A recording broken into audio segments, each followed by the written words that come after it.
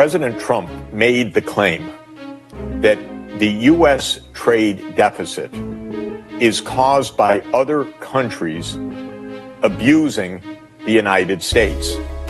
That if the U.S. is running a trade deficit, as it does with more than 100 countries, that this is somehow the fault of those other countries. Well, I have been teaching international macroeconomics for 44 years, and I can say unequivocally that a trade deficit is not a signal that other countries are somehow taking advantage of the United States. It is only a measure that the United States is spending more than it earns. In other words, that its total consumption and investment is greater than the gross national product. That is a statistical identity. The current account balance, which is the comprehensive measure of the net trade of the United States in goods and services with the rest of the world, that deficit equals the excess of U.S. spending over U.S. income. Now, why does the U.S. spend more than it earns?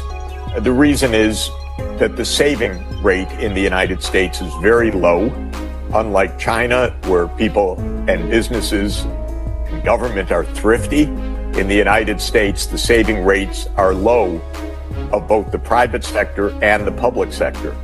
But most notably, the U.S.